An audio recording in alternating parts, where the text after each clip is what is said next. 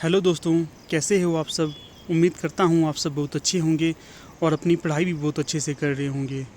तो दोस्तों, जैसा कि आपको पता ही है, हम हिंदी साहित्य के 1000 महत्वपूर्ण प्रश्नों पर चर्चा कर रहे हैं। और दोस्तों, ये हमारी चौथी वीडियो है। तो चलिए दोस्तों, शुरू करते हैं अपनी इस वीडियो को। हमारा पहला प्रश्न है, सहज कहानी से हमारा अभिप्राय उस मूल कथा रस से है जो कहानी की अपनी खास चीज़ है और बहुत सी नई कही जाने वाली कहानियों में एक सिरे से नहीं मिलता। कहानी के संबंध में ये कथन किसका है? तो दोस्तों, इसका सही जवाब है अमृत राय जी। ऑप्शन बी बिल्कुल सही है। अगला प्रश्न है, सन 60 के बाद की अनेक अश्लील कहानियों की भीड़ में एक सामूहिक स्वर में रचनात्मकता के स्तर पर उनका प्रतिवाद करने का प्रयास सचेतन कहानी को एक ऐतिहासिक महत्व प्रदान करता है। सचेतन कहानी के संबंध में ये कथन किसका है? तो दोस्तों, इसका सही जवाब है ऑप्शन बी रामदर्श मिश्र जी। अगला प्रश्न है, कथा शिल्प और कथ्य की दृष्टि से यशपाल जी प्रेमचंद के बहुत नज़दीक हैं, पर वे अपनी कहानी को प्रेमचंद की तरह समस्या का समाधान देने वाले उस आदर्श बिंदु तक नहीं पहुंचाते, अपितु यथार्थ की कठोरता के तीखे व्यंग्य का बोधभर करा देते हैं। यशपाल जी के कथा शिल्प पर टिप्पणी करते हुए ये कथन किसने कहा? तो दोस्तों, इसका सही जवाब है ऑप्शन ए डॉक्टर भगवत स्वरूप मिश्र जी। अगला प्रश्न है, प्रकाशन वर्ष के अनुसार कृष्णा सोबती की कहानियों का सही अनुक्रम क्या होगा? तो दोस्तों, इसका सही जवाब है ऑप्शन ए, पहले नफीसा, फिर ए लड़की, फिर नाम पट्टिका। अगला प्रश्न है, प्रकाशन वर्ष के अनुसार मनु भंडारी की रचनाओं का सही अनुक्रम क्या होगा? तो दोस्तों, यहाँ पर मनु भंडारी जी की रचनाओं का सही अनुक्रम बताना है। तो इसमें दोस्तों हमारा सही ऑप्शन डी होगा, मैं हार गई, यही सच है, नायक खलनायक और विदूषक। अगला प्रश्न है, प्रकाशन वर्ष के अनुसार निम्नलिखित कहानियों का सही अनुक्रम क्या है? तो दोस्तों, इस प्रश्न में भी कहानियों का सही अनुक्रम बताना है। तो दोस्तों, इसमें सही अनुक्रम होगा ऑप्शन बी, इसी शहर में धरातल, नागफांस, जुगलबंदी। तो दोस्तों, अगला प्रश्न है, प्रकाशन वर्ष के अनुसार निम्नलिखित कहानियों का सही अनुक्रम। तो दोस्तों, इसका सही अनुक्रम बताना है। तो दोस्तों, इसका सही जवाब होगा ऑप्शन बी, सबसे पहले छाया, उसके बाद प्रतिध्वनि, उसके बाद आकाशदीप, उसके बाद आंधी। दोस्तों, हमारा अगला प्रश्न है, सुमेलित कीजिए। तो दोस्तों, इसे हमें यहाँ पर सूची 1 को सूची 2 के साथ सुमेलित करना है, अर्थात कहानी और कहानीकार का मिलान करना है। तो दोस्तों, देखते हैं यहाँ पर ऑप्शन ए छलांग। तो दोस्तों, इसे इसके रचनाकार के साथ मिलाना है। तो दोस्तों, छलांग का होगा, एक मिनट, छलांग का होगा डॉक्टर ज्ञानरंजन सिंह। त्रिकोण का होगा कृष्ण बलदेव वैद्य। रीछ का होगा दूधनाथ सिंह। विध्वंस का होगा गंगा प्रसाद विमल। तो दोस्तों, इस प्रकार हमारा ए का ए, बी का 2, सी का 3, डी का 4 आएगा। तो देखते हैं ये ऑप्शन कहाँ है। तो दोस्तों, ये ऑप्शन ए में होगा। तो दोस्तों, अगला प्रश्न देखते हैं। तो दोस्तों, ये भी मिलान करने वाला है, सूची ए को सूची 2 के साथ मिलाना है। तो दोस्तों, यहाँ पर हम मिलाते हैं। तो दोस्तों, रामलीला कहानी राधा कृष्ण दास जी की है। चिक का पर्दा ये श्रीनिवास जोशी की है। टनाटन ये श्री कृष्ण देव प्रसाद गौड़ की है। अगला है मुसेरे भाई। तो दोस्तों, ये कांतानाथ पांडे की है। इस प्रकार हमारा ए का ए, बी का 2, सी का 3, डी का 4 होगा। तो दोस्तों, यह ऑप्शन ए में है। तो इस प्रकार हमारा ऑप्शन ए बिल्कुल ठीक होता है। अगला प्रश्न है, यह भी मिलान वाला है। यहाँ पर भी कहानी को कहानीकार के साथ मिलाना है। तो दोस्तों, मिलाते हैं इसे। पहली कहानी है यही सच है। तो दोस्तों यही सच है कहानी मनु भंडारी जी की है। टुकड़ा टुकड़ा ज़िंदगी, तो दोस्तों ये मृदुला गर्ग की कहानी है। एक नीच ट्रेजेडी, तो ये मृणाल पांडे जी की कहानी है। आतंक बीज, तो यह निरुपमा सेवती जी की कहानी है। तो इस प्रकार इसका सही होगा ए का 1, बी का 2, सी का 3, डी का 4। तो इस प्रकार ऑप्शन ए बिल्कुल सही ठहरता है। हमारा अगला प्रश्न है, तो यहाँ पर भी कहानी को कहानीकार के साथ सम्मिलित करना है। तो दोस्तों मिलान करते हैं। गृहदा, तो दोस्तों गृहदा का सही जवाब होगा मुंशी प्रेमचंद जी द्वारा लिखी गई कहानी है। कल्लोल, कल्लोल कौशिक जी की कहानी है। आंधी, आंधी जयशंकर प्रसाद जी की कहानी है। दो मित्र, दो मित्र सुदर्शन जी की कहानी है। इस प्रकार हमारा ऑप्शन सी बिल्कुल सही ठहरता है। ए का 2, बी का 1, सी का 3, डी का 4। अगला प्रश्न है, निम्नलिखित में से कौन सा कथन ईदगाह कहानी के संदर्भ में असत्य है। तो दोस्तों यहाँ पर हमें ईदगाह कहानी के असत्य कथन के बारे में बताना है। दोस्तों ईदगाह कहानी मुंशी प्रेमचंद जी की कहानी है। तो दोस्तों असत्य कथन को देखते हैं। पहला कथन है, ईदगाह कहानी बाल मनोविज्ञान के रास्ते सामाजिक राजनीतिक व्यवस्था तक पहुँच जाती है। तो दोस्तों ये बिल्कुल सही कथन है। अगला है, इस कहानी में समाज में व्याप्त सामाजिक आर्थिक असमानता को भी अभिव्यक्त किया गया है। तो दोस्तों ये भी बिल्कुल ठीक है। अगला है, इस कहानी में हिंदू मुस्लिम भेदभाव का वर्णन हुआ है। तो दोस्तों ये गलत है, तीसरा ऑप्शन गलत है। तो चौथा ऑप्शन देखते हैं, इस कहानी की पृष्ठभूमि ईदगाह त्यौहार पर आधारित है। दोस्तों ये बिल्कुल ठीक है। तो दोस्तों इस प्रकार हमारा ऑप्शन डी बिल्कुल सही ठहरता है। ऑप्शन 3 को छोड़कर बाकी सब कथन सही है।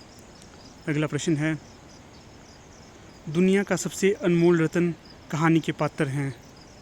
तो दोस्तों यहाँ पर पात्र के बारे में बतलाना है। दुनिया के सबसे अनमोल रत्न के पहला है कैदी, दूसरा है फिज़ा, तीसरा दिलफरेब है और चौथा है पंडित दयाराम। तो दोस्तों यहाँ पर कैदी बिल्कुल सही होगा, दिलफरेब भी बिल्कुल सही होगा। इस प्रकार हमारा ऑप्शन ए और 3 बिल्कुल सही ठहरता है। हमारा अगला प्रश्न है, निम्नलिखित में से कौन सा कथन दुनिया का सबसे अनमोल रत्न कहानी के संदर्भ में सही नहीं है।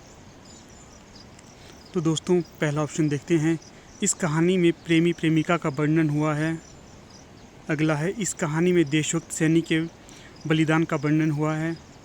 अगला है, इस कहानी में समाज के निम्न वर्ग का वर्णन हुआ है। अगला है, इस कहानी में समाज के शोषक वर्ग का वर्णन हुआ है। तो दोस्तों ऑप्शन ए ठीक है, ऑप्शन बी ये भी ठीक है, ऑप्शन सी गलत होगा और ऑप्शन 4 ये भी गलत होगा। तो दोस्तों यहाँ पर इस प्रकार 3 और 4 कथन गलत होगा। इस प्रकार ऑप्शन सी गलत होगा। अगला प्रश्न है, गैंगरी कहानी के पात्र नहीं है। तो दोस्तों यहाँ पर अगेजे द्वारा रचित गैंगरी कहानी के पात्र नहीं है, उनके बारे में बताना है। तो दोस्तों मनोहर, मालती, कथाकार अतिथि और लाली। तो दोस्तों इनमें से कौन से पात्र हैं। तो दोस्तों ऑप्शन ए मनोहर और ऑप्शन 4 लाली, ये दोनों गैंगरी कहानी के पात्र नहीं हैं।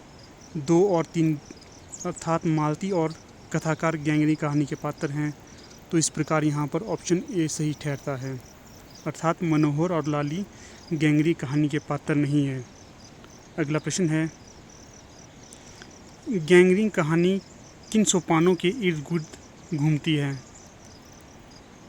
पहला है घर के नित्य क्रमिक कामकाज। तो दोस्तों ये सही है। दूसरा है बच्चे की देखभाल। तो दोस्तों ये भी सही है। तीसरा है पति की प्रतीक्षा। तो दोस्तों ये भी बिल्कुल ठीक है।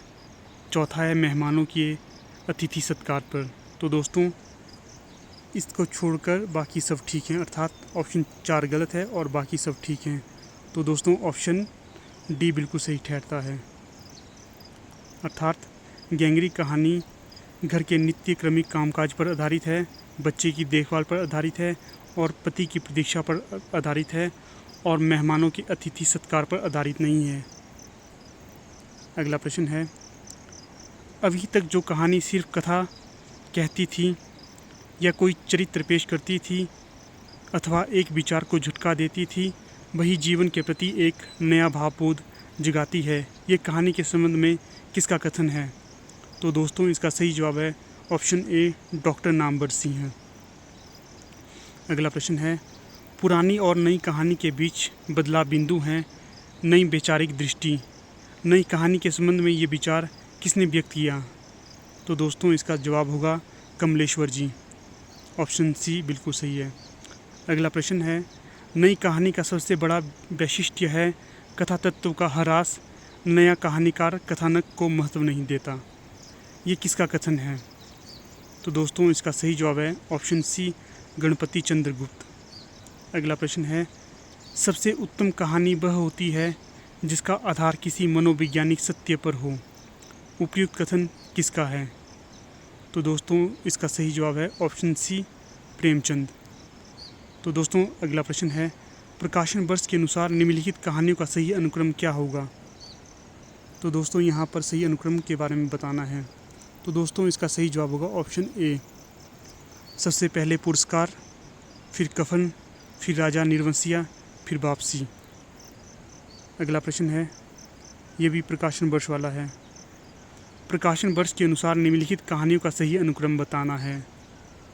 तो दोस्तों इसका सही जवाब होगा इंदुमती, मिठाई वाला, वापसी और यक्षगान। हमारा अगला प्रश्न है, जन्मकाल के अनुसार निम्नलिखित लेखकों का सही अनुक्रम क्या है? तो दोस्तों यहाँ पर लेखकों का जन्मकाल के आधार पर रखना है। तो ऑप्शन सी बिल्कुल सही ठहरता है। सबसे पहले किशोरीलाल गोस्वामी, फिर चंद्रधर शर्मा गुलेरी, फिर प्रेमचंद, फिर सुदर्शन। हमारा अगला प्रश्न है, जन्मकाल के अनुसार निम्नलिखित लेखकों का सही अनुक्रम क्या है? तो दोस्तों इसका सही जवाब होगा ऑप्शन डी, सबसे पहले जयशंकर प्रसाद आएंगे, फिर अज्ञे आएंगे, फिर राजेंद्र यादव आएंगे, फिर निर्मल वर्मा आएंगे। हमारा अगला प्रश्न है, सुमेलित कीजिए। तो दोस्तों यहाँ पर हमें कहानी और कहानीकार को मिलाना है। तो दोस्तों मिलाते हैं इसे। तो दोस्तों कहानी है आत्माराम। तो दोस्तों इसका सही उत्तर होगा प्रेमचंद जी द्वारा रचित है। बुद्धू का कांटा, इसे गुलेरी जी द्वारा रचा गया है। पाजेब है, इसे जैनेन्द्र द्वारा रचित है। टूटना, तो इसे राजेंद्र यादव जी द्वारा रचित है। तो इस प्रकार ऑप्शन सी बिल्कुल सही ठहरता है। ए का बी का 2, सी का 3, डी का 4। अगला प्रश्न है, सुमेलित कीजिए। तो दोस्तों यहाँ पर भी कहानी और कहानीकार को सुमेलित करना है। तो दोस्तों सुमेलित करते हैं, जिंदगी और जोंक। तो दोस्तों इसका सही जवाब होगा अमरकांत। छुट्टी का एक दिन, तो इसका सही जवाब होगा उषा प्रेमवदा। मिसपाल, तो इसका सही जवाब होगा मोहन राकेश। कर्मनाशा की हार, तो इसका सही जवाब होगा शिव प्रसाद सिंह।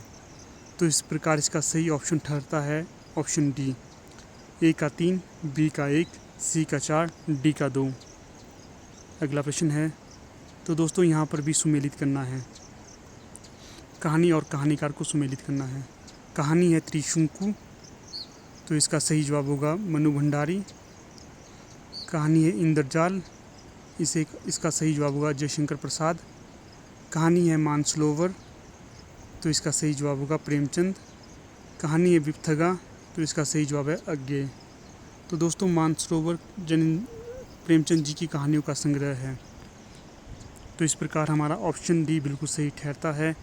ए का 4, बी का 5, सी का ए, डी का 2। अगला है, अपना अपना भाग्य कहानी के पात्र हैं। तो दोस्तों यहाँ पर कहानी के पात्र के बारे में बतलाना है जो कि अपना अपना भाग्य कहानी के हैं। पहला है लेखक, दूसरा है लेखक का मित्र, तीसरा है बालक और चौथा है अभिजीत वर्मा।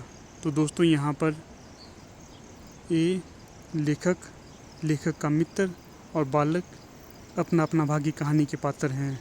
तो इसका सही ऑप्शन होगा ऑप्शन ए 1, 2 और 3। अगला है कोसी का घटवार कहानी में चित्रित है। तो दोस्तों यहाँ पर बताना है कोसी के घटवार में क्या चित्रित है। तो दोस्तों कोसी के घटवार में लक्ष्मा की विवशता और आर्थिक कठिनाइयों का जिक्र किया गया है, ठीक है। अगला है एकाकी जीवन का चित्रण है। तो दोस्तों ये भी ठीक है।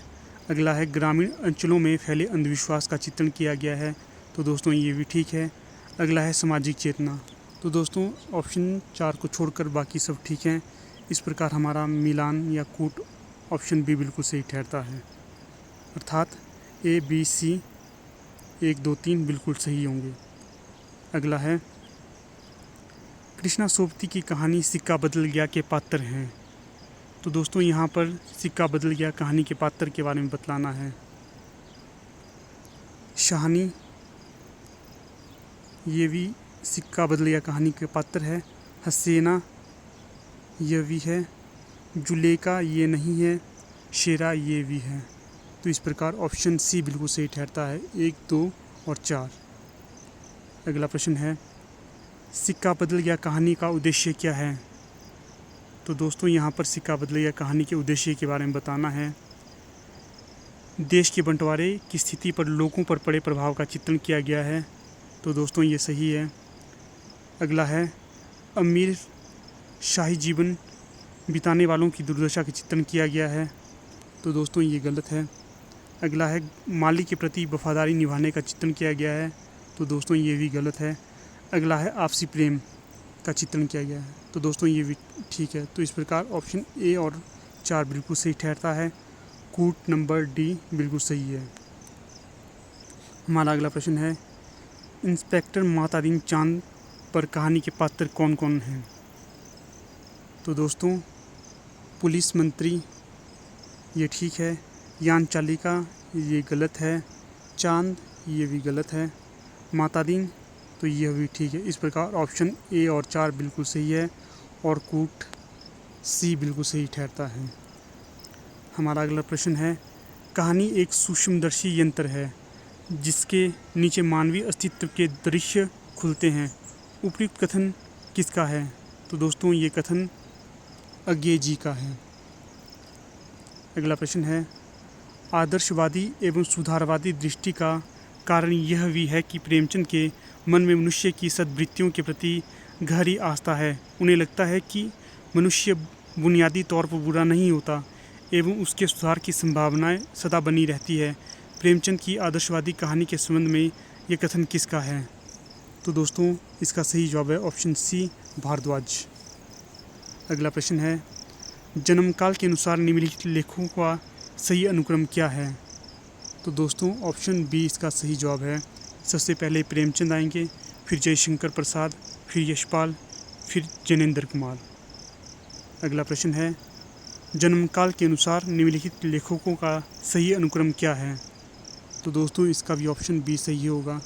सबसे पहले सुदर्शन, फिर इलाचंद्र जोशी, फिर अश्क जी, फिर अज्ञे जी।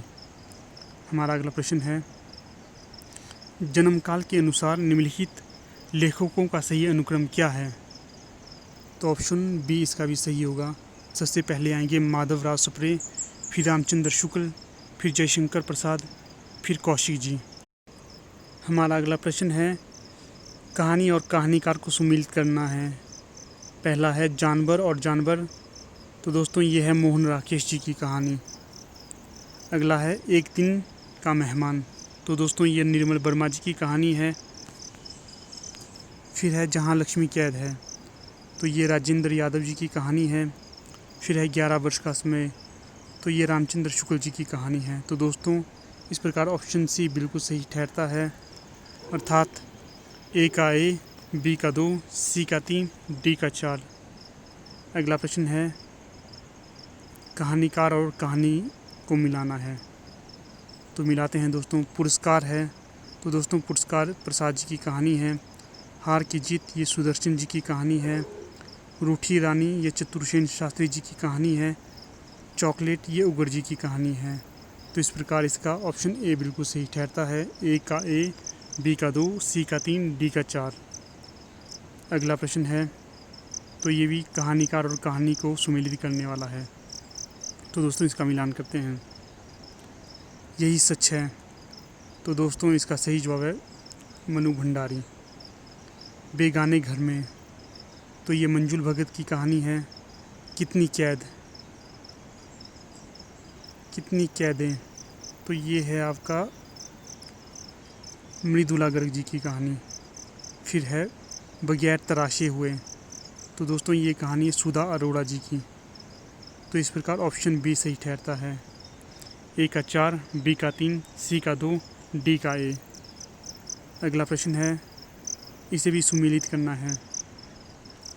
कहानी है वापसी, जिसे उषा प्रेमदा जी के द्वारा लिखा गया है। कहानी है बहादुर, जिसे अमरकांत जी द्वारा लिखा गया है। कहानी है चीफ की दावत, जिसे विषम साहनी जी द्वारा लिखा गया है।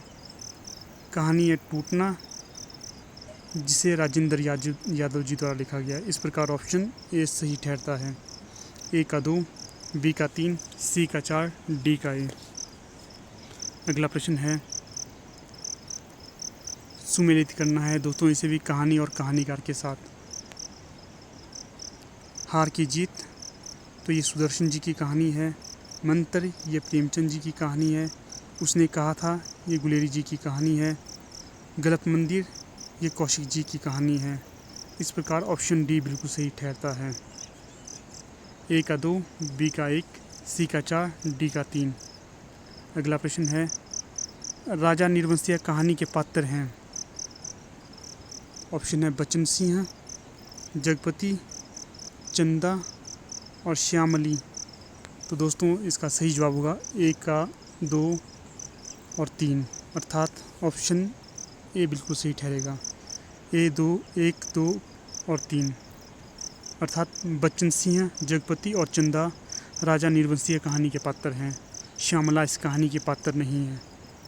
अगला प्रश्न है, निम्नलिखित में से कौन सा कथन राजा निर्वंशिया कहानी के संदर्भ में सही नहीं है। तो दोस्तों संदर्भ इस प्रकार से हैं। इस कहानी में कथाएं समानांतर चलती हैं, तो दोस्तों ये सही है। दोनों कथाओं की घटनाएं भिन्न भिन्न हैं, तो दोस्तों ये गलत है, क्योंकि दोनों जो भी राजा निर्वंशिया कहानी में जो घटनाएं साथ साथ चलती हैं, दोनों की घटनाएं सेम हैं, अलग अलग नहीं हैं। अगला है, जगपति कर्ज के बोझ के कारण स्वयं को असहाय महसूस करता है। तो दोस्तों ये सही है। अगला है, वर्तमान युग की घुटन, टूटन और संवेदनहीनता का वर्णन हुआ है। तो दोस्तों ये भी सही है। इस कहानी का सिर्फ ऑप्शन डी गलत होगा, बाकी सब कथन राजा निर्वंशिया के लिए बिल्कुल सही हैं। अगला प्रश्न है, राजा निर्वंशिया कहानी में क्या दिया गया है। एक है, जगपति और चंदा का जीवन आर्थिक विषमता से ग्रस्त है। तो दोस्तों बिल्कुल सही है। आर्थिक कमजोरी में मनुष्य की मजबूरियों का सशक्त चित्रण किया गया है। तो दोस्तों ये सही है। कर्ज का जहर जगपति और चंदा के दाम्पत्य सुख को नष्ट कर देता है। तो दोस्तों ये सही है। यह संतानहीन दंपत्ति की सामाजिक व मानसिक पीड़ा की कहानी है। तो दोस्तों ये भी बिल्कुल सही है। इस प्रकार ऑप्शन ए बिल्कुल सही ठहरता है। अगला प्रश्न है, मोम्पासा, अन्नातोले, फ्रांस, चेखव और टॉल्स्टॉय की कहानियों को पढ़कर हमने फ्रांस और रूस से आत्मिक संबंध स्थापित कर लिया है। हमारे परिचय का क्षेत्र सागरों, द्वीपों और पहाड़ों को लांघता हुआ फ्रांस और रूस तक विस्तृत हो गया है। उपयुक्त कथन किसका है। तो दोस्तों इसका सही जवाब है प्रेमचंद जी, ऑप्शन ए। अगला कथन है, कहानी छोटे मुंह बड़ी बात करती है, ये कथन किसका है। तो दोस्तों इसका सही जवाब होगा option B, doctor Namvar Singh. तो दोस्तों अगला प्रश्न है, जन्मकाल के आधार पर महिला कहानीकारों का सही अनुक्रम क्या होगा। तो दोस्तों ऑप्शन डी बिल्कुल सही ठहरता है। सबसे पहले ममता कालिया, फिर चित्रा मुदगल, फिर नासिरा शर्मा, फिर मृदुला गर्ग।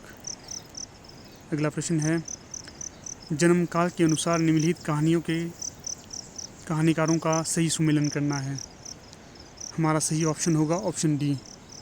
सबसे पहले विषम साहनी आएंगे, फिर मुक्तिबोध आएंगे, फिर मोहन राकेश आएंगे, फिर धर्मवीर भारती आएंगे। हमारा अगला प्रश्न है, जन्मकाल के अनुसार निम्नलिखित कहानियाकारों का सही अनुक्रम क्या होगा। तो दोस्तों ऑप्शन ए सही ठहरता है। सबसे पहले रेणु जी आएंगे, फिर मोहन राकेश, फिर धर्मवीर भारती, फिर निर्मल वर्मा। हमारा अगला प्रश्न है, जन्मकाल के अनुसार निम्नलिखित कहानीकारों का सही अनुक्रम क्या है। तो दोस्तों ऑप्शन डी बिल्कुल सही ठहरता है। सबसे पहले इंशाअल्लाह खां आएंगे, फिर किशोरी लाल गोस्वामी आएंगे, फिर भगवान दास आएंगे, फिर चंद्रधर शर्मा गुलेरी जी आएंगे। अगला प्रश्न है, कहानी और कहानीकार को मिलाना है। पहली कहानी है देवव्रत। तो दोस्तों ये प्रसाद जी की कहानी है। बड़े घर की बेटी ये प्रेमचंद जी की कहानी है। बुद्धू का कांटा ये गुलेरी जी की कहानी है। पर्दा ये यशपाल जी की कहानी है। इस प्रकार ऑप्शन सी बिल्कुल सही ठहरता है, अर्थात ए का 2, बी का 3, सी का 4, डी का ए। हमारा अगला प्रश्न है, सुमेलित कीजिए, अर्थात कहानी और कहानीकार का सुमेलित रूप बताना है। कहानी शतरंज के खिलाड़ी। तो दोस्तों ये प्रेमचंद जी की कहानी है। कहानी आकाशदीप ये प्रसाद जी की कहानी है। कहानी है रक्षाबंधन। तो दोस्तों ये कौशिक जी की कहानी है। कहानी है पंचलाइट। तो दोस्तों यह रेणु जी की कहानी है।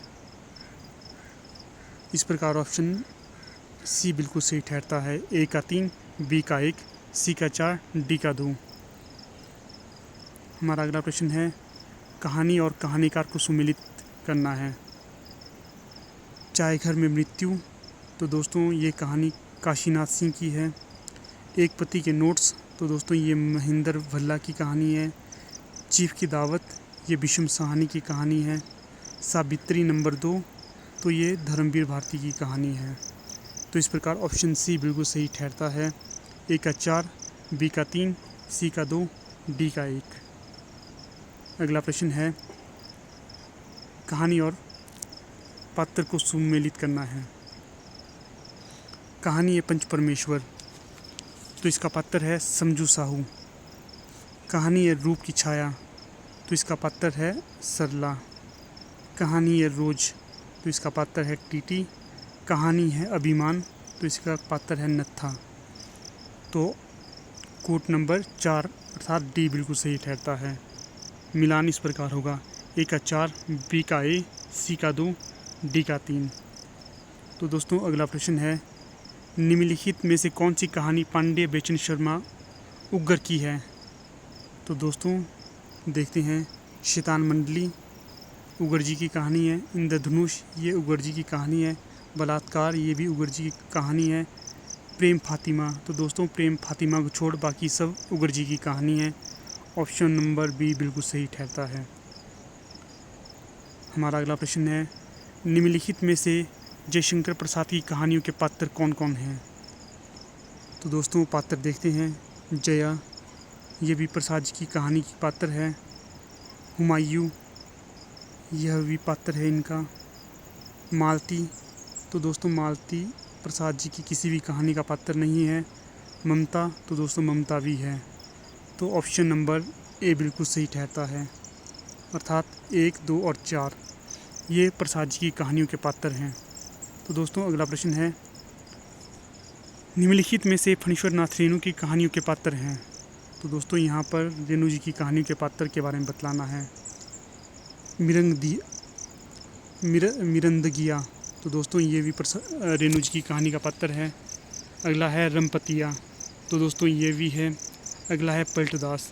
तो दोस्तों यह भी है। अगला है धुनीराम। तो दोस्तों ये भी है। तो इस प्रकार ऑप्शन ए अर्थात 1, 2, 3, 4 ये सभी रेणु जी की कहानी के पात्र हैं। तो दोस्तों इस प्रकार हमारी इस वीडियो का समापन यहाँ पर हो जाता है। अगर आपको ये वीडियो अच्छी लगे तो इसे लाइक, शेयर और सब्सक्राइब ज़रूर करें। धन्यवाद।